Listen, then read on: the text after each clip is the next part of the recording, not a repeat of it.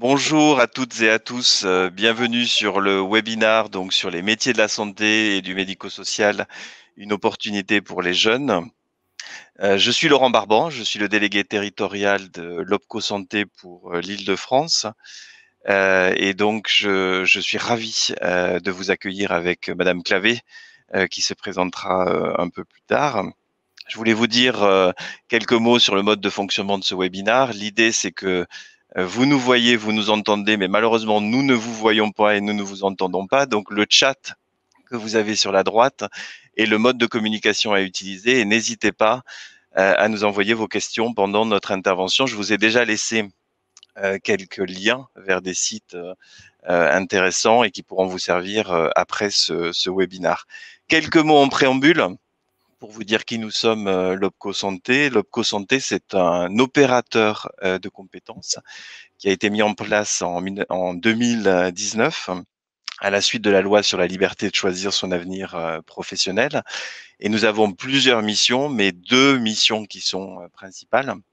La première, c'est d'accompagner nos adhérents du secteur associatif et privé, de la santé, du social et du médico-social sur toutes les questions de formation, de développement de compétences pour leurs salariés, avec une attention particulière pour les plus petites structures.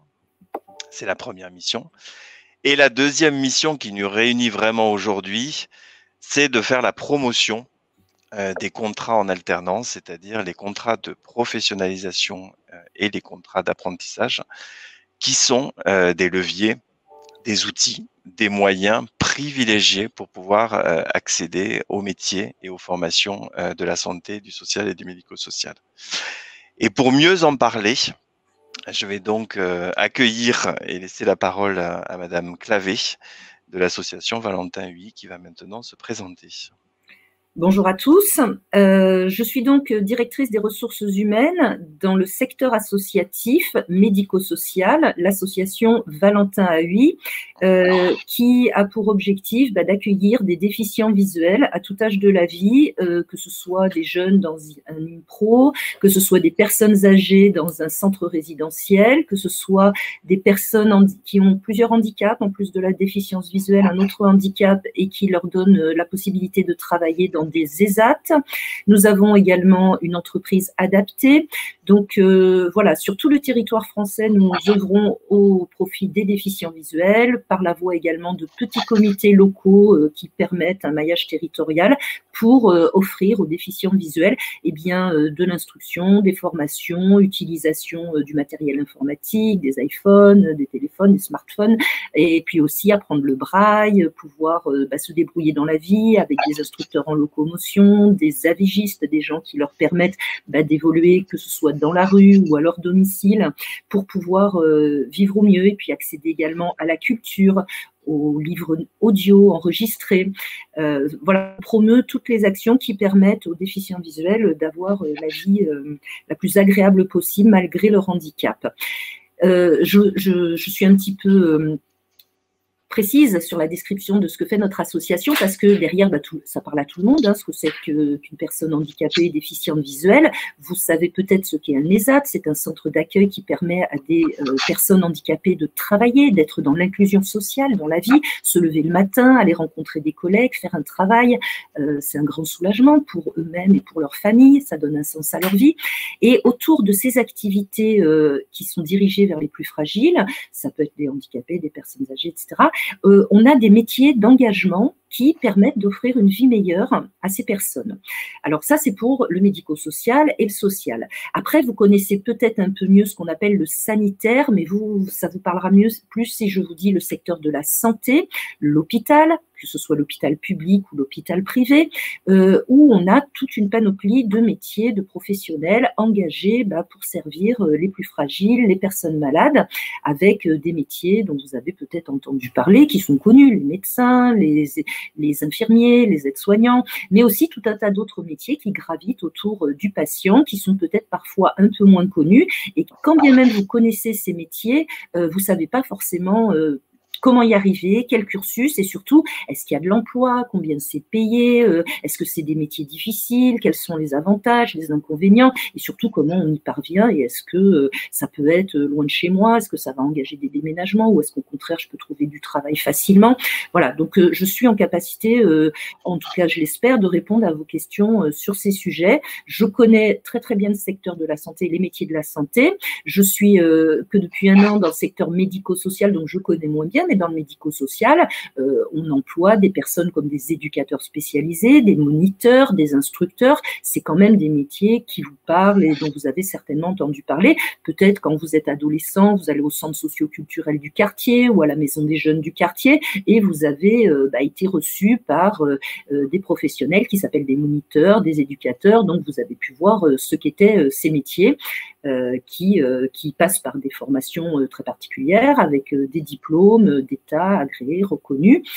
Voilà, donc tous ces gens-là, ils constituent sur le territoire français un gros impact économique, c'est-à-dire que c'est beaucoup d'emplois, c'est beaucoup de gens qui travaillent au service des autres, des plus fragiles, qu'ils soient malades ou qu'ils soient handicapés, etc. Et je ne sais pas, on est dans la fonction publique hospitalière, il y a des millions d'emplois. Dans le secteur associatif, on emploie plus d'1 million de personnes et c'est vraiment réparti sur tout le territoire français. Donc ça concerne, ça peut être les maisons de quartier, les centres socio-culturels, comme ça peut être des maisons de retraite, des EHPAD, ça peut être également des hôpitaux, des cliniques privées, des cliniques associatives. Il y en a près de chez vous, il y en a forcément autour de vous et je suis sûre que vous connaissez parmi vos proches et vos connaissances des gens qui gravitent dans ce milieu qui a l'avantage de nous donner à tous du sens. Moi, je travaille dans ce milieu depuis près de 25 ans et travailler, moi, dans les ressources humaines, je ne suis pas au service des usagers ou des patients, je suis au service des professionnels qui s'engagent auprès des usagers et des patients. Et c'est vraiment un grand plaisir de travailler au sein de ce secteur qui apporte beaucoup de sens à notre travail. Et on l'a vu avec cette crise du Covid, on est en recherche de sens et on s'est rendu compte à quel point les soignants étaient engagés, avaient un travail important et qu'ils représentaient quelque chose qui donne sens à notre collectivité, à notre vie, à notre citoyenneté. Et y contribuer au quotidien, c'est une grande satisfaction et une grande fierté. Très bien. En quoi ces métiers sont-ils attractifs pour les jeunes, puisqu'on s'adresse là à des jeunes de 16 à 25 ans aujourd'hui? Alors, ce qui peut intéresser les jeunes, c'est d'abord la grande diversité des métiers qui existent dans ce secteur. J'en ai évoqué quelques-uns, qui sont les métiers paramédicaux, médicaux, les métiers du social. Il y a des assistants sociaux, il y a des psychologues, il y a des éducateurs spécialisés, des infirmiers. Mais il y a aussi des métiers moins connus, mais en même temps, si on a été un jour hospitalisé, on le sait, des brancardiers, des agents hospitaliers, des secrétaires médicales. Vous voyez, on a des agents d'accueil, on a des standardistes, des employés de facturation et puis toutes les fonctions support qui contribuent à la vie de l'établissement. Dans un EHPAD, on a des comptables, on a un service RH, on a un directeur adjoint, on a des cadres de santé, des cadres paramédicaux. Donc, il n'y a pas que des professionnels de la santé, il y a aussi toutes les fonctions support qu'on trouve dans n'importe quelle entreprise. Donc, cette diversité des métiers, moi, j'ai pour habitude pour dire, on a tous les métiers. On a des métiers pharmaciens, des métiers de préparateurs en pharmacie. Là aussi, préparateurs en pharmacie, on peut y accéder, par exemple, par la voie de l'apprentissage. On a des ergonomes, on a des orthophonistes, on a des psychomotriciens. Tous ces métiers, permettent quand même à une personne qui s'interroge sur son avenir de regarder tout ce qui existe. Il y a des fiches métiers sur le net qu'on trouve très facilement et qui peuvent donner envie. Alors, donc, il y a une grande richesse qui rend attractif, du coup, notre secteur. Mais il y a autre chose aussi, c'est que ce sont des métiers qui font sens. C'est-à-dire qu'on se lève le matin, on a vraiment un sentiment d'utilité, de participer à quelque chose, de participer à un projet de société. Et Dieu sait qu'on en manque de projets de société. On le vit tous dans nos vies, dans nos situations. On le voit autour de nous, sans doute des gens qui travaillent aussi autour de vous, qui vous en parlent peut-être. C'est difficile de trouver du sens. Et bien, dans notre secteur et dans nos métiers, je vous assure que c'est pas difficile du tout parce que vraiment, nos établissements sont au service d'une cause commune. Moi, je dis toujours, alors, on fabrique pas pas des armes, on ne pollue pas des rivières. Vous voyez, on ne crée pas des choses avec lesquelles on pourrait être en désaccord, conflit de valeurs entre ce en quoi je crois et puis l'intérêt ou la stratégie que sert mon entreprise. On n'a pas ce problème-là. Donc ça, c'est très, très attractif. Et puis, il y en a partout en France. Ces activités, elles ne sont pas uniquement dans des bassins spécifiques. Des maisons de retraite, des établissements de santé, des ESAT, des EHPAD, des résidences, des foyers, des centres collectifs, socioculturels d'accueil pour du public, handicapés ou défavorisés ou en difficulté. Il y en a partout. Il y en a partout en France. Donc, où qu'on soit sur le territoire national, on peut trouver pas très loin des modèles d'entreprises publiques, privées, associatives, qui peuvent du coup nous permettre de trouver un emploi qui fait sens. Voilà ce qui est attractif. Très bien, merci beaucoup Marie-Françoise. Donc on va peut-être aborder maintenant l'autre partie sur comment accéder justement à ces métiers. Alors moi aussi je suis professionnel depuis 25 ans dans l'accompagnement et le conseil et le financement auprès des adhérents sur tout ce qui est mesures, emploi, formation. Et aujourd'hui, c'est vrai que je vais vous parler plus précisément des contrats en alternance parce que c'est véritablement une voie royale aujourd'hui et une voie extrêmement privilégiée pour vous, pour pouvoir accéder à ces métiers. Vous l'avez cité, Marie-Françoise, aide-soignant, infirmier, accompagnant éducatif et social, éducateur spécialisé, auxiliaire de puéricultrice, éducateur de jeunes enfants, psychomotricien, ergothérapeute, cadre de santé, manipulateur en électroradiologie médicale, masseur kiné. Tous ces métiers-là présentent la particularité d'être accessibles par la voie de l'alternance. Et c'est donc effectivement une opportunité pour vous avec plusieurs avantages que je vais maintenant développer. Le premier, c'est de pouvoir effectivement bénéficier d'une formation qui sera donc entièrement financée par l'OPCO, par l'opérateur de compétences, et de bénéficier d'une rémunération pendant le temps de la formation en tant que salarié. C'est-à-dire que dans cette période particulièrement difficile que nous vivons tous, il est évident que c'est un avantage indéniable de pouvoir bénéficier d'une rémunération et d'un statut de salarié pendant sa formation. Plus, bien entendu, d'avoir une prise en charge donc des frais de formation. Premier avantage. Deuxième avantage, c'est celui d'être accompagné. C'est-à-dire qu'on va avoir une alternance, comme son nom l'indique, entre des séances de travail et un accompagnement donc par un tuteur, donc qui sera un référent expérimenté dans la structure, qui est en général un professionnel déjà qualifié, qui a de l'expérience, souvent 2-3 ans minimum, et qui va pouvoir être le relais auprès de vous pour, je dirais, vous présenter la structure, vous présenter le métier et vous accompagner dans tous les gestes quotidiens que vous accomplirez. C'est ce qu'on appelle la transmission du savoir-faire professionnel via le tuteur. Et parallèlement à cela, il y aura également, bien entendu, des séquences théoriques qui se feront dans le cadre d'un organisme de formation qui va être un CFA, un centre de formation d'apprentis s'il s'agit d'un contrat d'apprentissage, et qui sera un organisme de formation s'il s'agit d'un contrat de professionnalisation. Donc l'apprentissage, les apprentissages seront hybrides, c'est-à-dire qu'il y aura cette alternance entre des situations de formation en centre et des situations d'apprentissage sur le lieu de travail.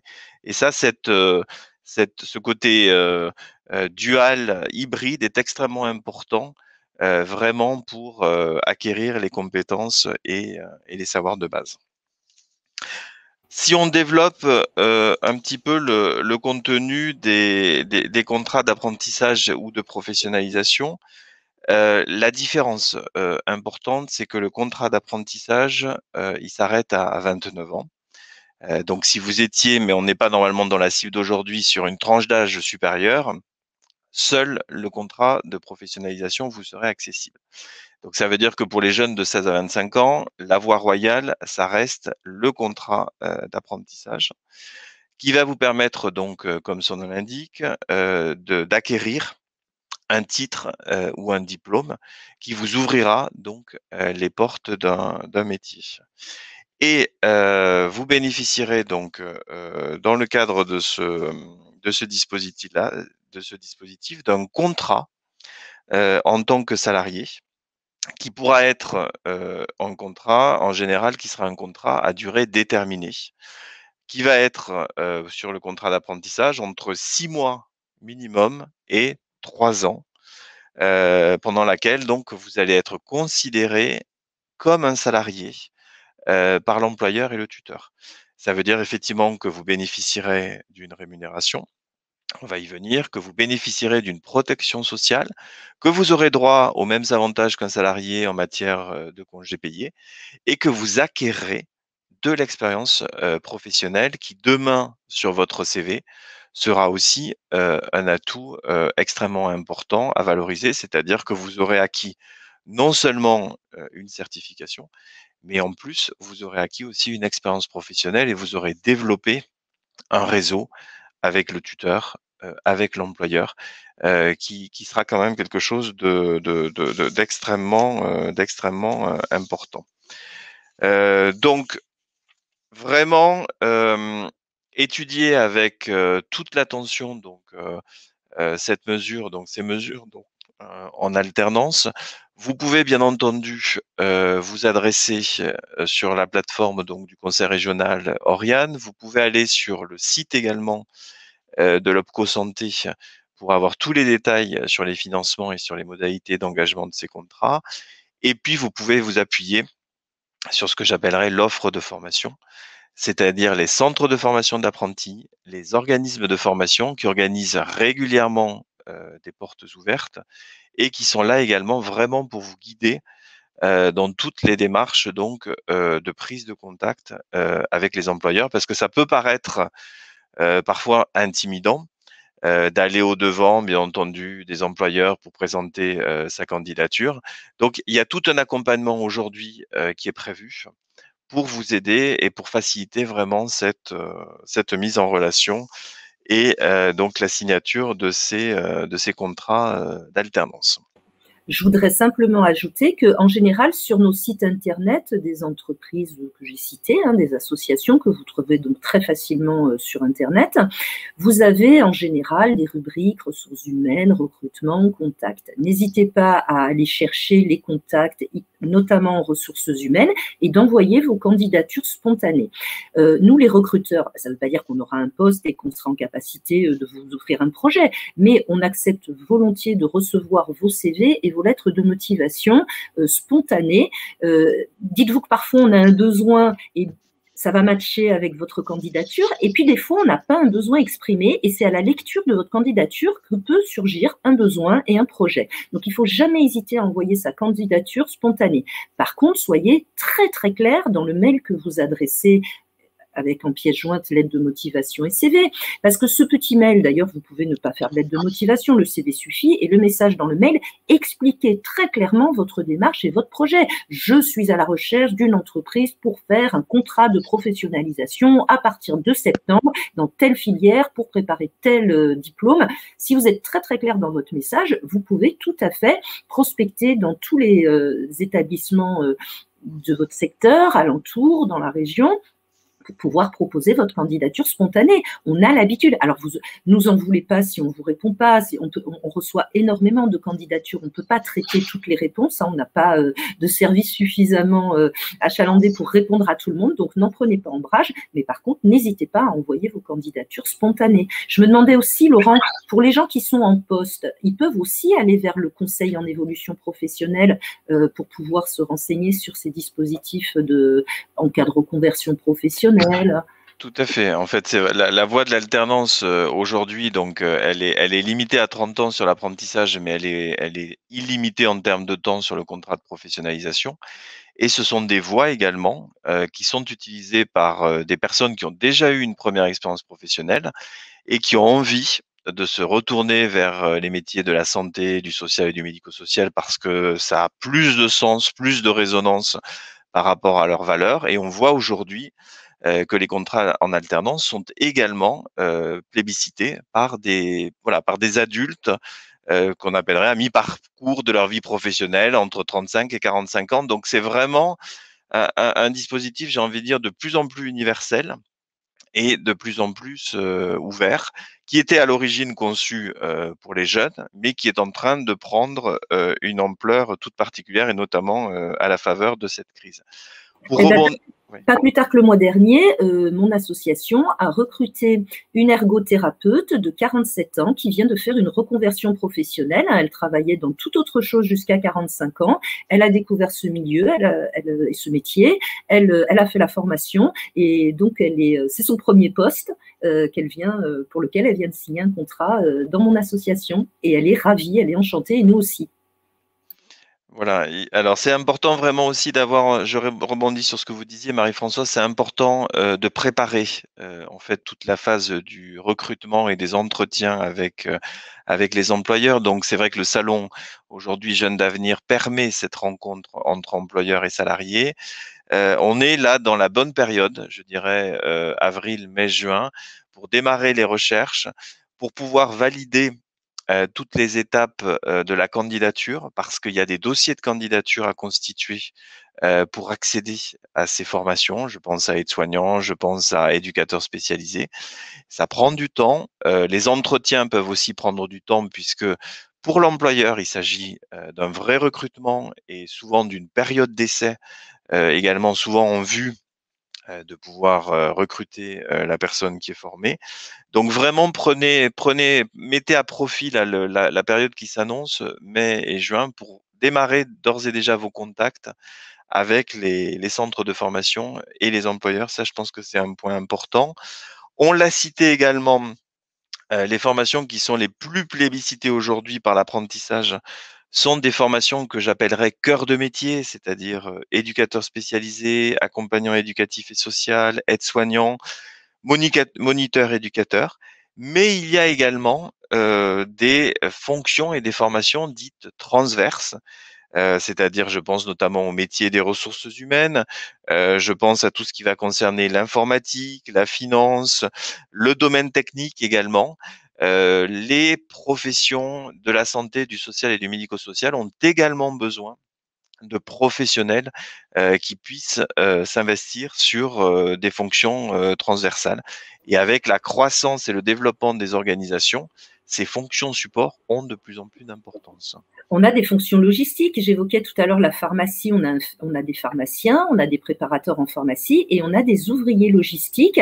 Parce que quand on reçoit une livraison de médicaments, de draps, de produits lessiviels, d'entretien, on déballe du camion les cartons, on les range, on passe la petite douchette pour les scanner et les rentrer dans le logiciel de gestion du stock. Quand on les sort du stock pour les livrer dans les étages, ça s'appelle des fonctions de manutentionnaire. On a des fonctions logistiques. On a des chauffeurs de camions, tous ces métiers-là peuvent intéresser les établissements hospitaliers. Vous savez qu'on fait de la lingerie, par exemple, les draps des patients, des résidents. On peut être dans le blanchissage, on peut être dans le service, la cuisine, on peut être en restauration, en salle. Tous ces métiers-là font partie de l'offre hôtelière aussi de nos établissements. Très bien. On voulait avec Marie-Françoise aussi aborder un certain nombre d'idées reçues que l'on entend souvent d'ailleurs sur les salons et sur les stands, sur les métiers du secteur. Par exemple, ce sont des métiers pénibles. Alors oui, les métiers que je vous ai décrits sont pas toujours simples. Quand je vous décris un manutentionnaire, vous imaginez bien que ça engage effectivement des ports de charge. Un brancardier qui déplace des patients. Alors quand on pousse le patient sur un brancard, ça c'est pas un souci, mais faut le sortir de son lit. Alors on a tout un tas de dispositifs, de lève-malade, de tapis de glisse. On se met à plusieurs.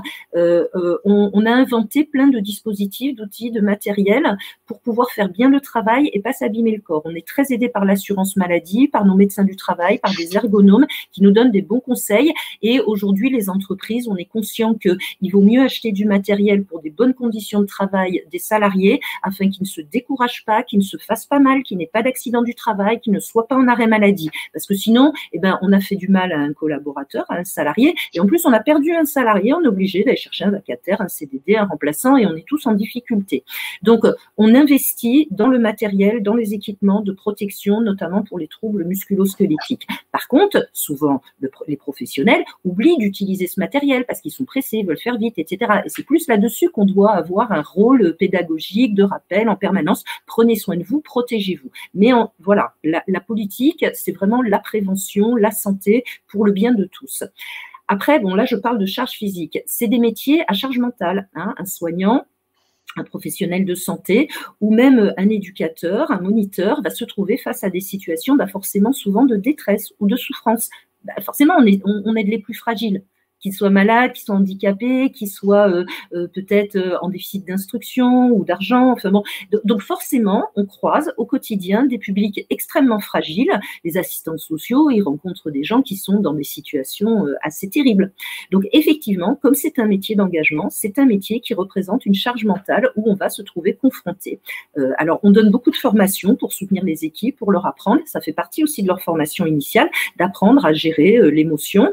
Maintenant, les gens qui racontent que quand on rentre à la maison, on pose le manteau et les soucis en même temps, c'est pas vrai. Hein, quand quelqu'un est décédé dans un secteur hospitalier dans la journée, forcément, on rentre chez soi et on y pense. Donc oui, c'est un métier à charge mentale importante, mais c'est aussi ça qui fait du sens. On ne voit pas que des morts tous les jours, hein, on voit des choses extraordinaires, on voit des gens s'en sortir. D'ailleurs, on les aide à s'en sortir, on les guérit, on les accompagne. Voilà. Donc dans la balance, quand même, il y a plus de positif que de misérabilisme, hein, et de tristesse. Et c'est vraiment ces situations qui pèsent, hein, mentalement, qui donnent du sens à notre travail. Et en fait, tout est mis en œuvre pour pouvoir donner un travail où on est satisfait au final et on a plus de réussite que d'échecs. Très bien. Deuxième idée reçue, ce sont des métiers sans perspective de carrière. Alors ça, c'est pas vrai parce qu'en réalité, quand je vous ai décrit tous ces métiers qui existent dans un établissement, ça veut dire que on peut faire de la mobilité interne, on peut construire un projet, on peut tout à fait aller voir son chef de service, on fait des entretiens professionnels tous les 2 ans, souvent on a des entretiens annuels aussi, d'évaluation, d'échange avec son N+1, on peut faire part de ces projets, on peut à tout moment solliciter un bilan de compétences qu'on peut faire sur son temps personnel ou sur son temps de travail en accord avec son employeur pour faire le point sur sa carrière, on peut se porter candidat à un poste vacant et on peut même anticiper en allant voir son DRH en lui disant voilà, je suis brancardier depuis 5 ans, j'aimerais devenir aide-soignant, comment est-ce qu'on fait? Et là, le service RH, accompagné par l'OPCO, par le Conseil en évolution professionnelle, peut engager des démarches pour financer une formation, une progression. Et une fois qu'on est aide-soignant, on peut avoir également la possibilité d'évoluer vers le métier d'infirmier. Et quand on est infirmier, on peut devenir cadre de santé. Donc oui, il y a des perspectives d'évolution. On peut même passer de la logistique aux soins, on peut passer du soin à l'administratif. Il y a des bascules. Ce qu'il faut par contre, c'est avoir des idées, des perspectives. Et si on ne sait pas, on a des doutes sur ce qu'on pourrait faire, eh ben on va voir son N+1, on va voir son responsable RH et on va voir son conseil en évolution professionnelle. Aujourd'hui, il y a plein de personnes qui sont outillées pour donner des bons conseils, pour accompagner dans les évolutions professionnelles. Donc oui, il y a des perspectives d'évolution au sein de notre secteur. Très bien. Dernière idée reçue, c'est un secteur qui paie mal. C'est un secteur qui paye ni plus mal ni mieux que les autres secteurs. Effectivement, on entend beaucoup parler des salaires qui sont insuffisants pour les professionnels de santé, vu leur charge de travail, vu leur implication, vu leur responsabilité. Mais en réalité, ça paye pas plus mal que l'éducation nationale, ça paye pas plus mal que la logistique dans toute entreprise, que dans l'automobile, etc. Là où on a des différences, effectivement, c'est que on n'est pas des commerciaux. Donc, on n'a pas des salaires qui sont indexés sur la réussite et la performance de l'entreprise. Voilà, on est quand même des entreprises qui sont financées par des fonds publics, c'est-à-dire que même une clinique privée, quand elle dispense un acte, vous savez bien que si je me fais opérer dans une clinique privée, ça sera remboursé par la Sécu. Donc ça engage des fonds publics qui font qu'on ne peut pas faire ce qu'on veut, y compris sur la performance au sein de nos établissements. Donc oui, nos salaires ne sont pas indexés sur la performance, on n'a pas de prime de résultat parce qu'on a vendu plus de chambres, parce qu'on a fait plus de blocs. Voilà, on a un salaire qui est fixe. Après, on a des délégués syndicaux, on a des négociations annuelles obligatoires, on a des grilles de salaire, des revalorisations, mais on ne paye pas plus mal dans le secteur que dans les autres secteurs. La différence, c'est sur l'indexation des salaires sur les résultats. Très bien. Écoutez, c'est très, très éclairant. Je ne vois pas de questions, effectivement, sur le chat. Alors, j'ai envie de dire, c'est vrai qu'à la lumière de ce qu'on vient de partager, donc à la fois sur sur ces métiers et puis sur ces possibilités. Ah, on ne nous entend plus. A priori, sur donc ces métiers et ces possibilités donc d'accès à l'alternance, il ne reste plus qu'à vous lancer. J'ai envie de dire. Et bien entendu d'aller frapper donc à la porte des employeurs, d'aller frapper à la porte des organismes de formation, d'aller frapper à la porte aussi de l'OPCO, donc de l'opérateur de compétences. Donc voilà, soyez, je dirais, prenez l'initiative. Nous sommes prêts à vous accompagner dans cette démarche vers les métiers de la santé, du social et du médico-social. Peut-être un dernier mot, Marie-Françoise, pour nos jeunes. Moi, je veux juste témoigner dans mes fonctions, hein, qui ne sont pas des fonctions donc d'accompagnement du public bénéficiaire ou patient. N'empêche que, y compris dans des fonctions support un peu loin des patients et des bénéficiaires, on s'épanouit dans ces secteurs parce que vraiment on trouve du sens à son travail en travaillant au service des autres.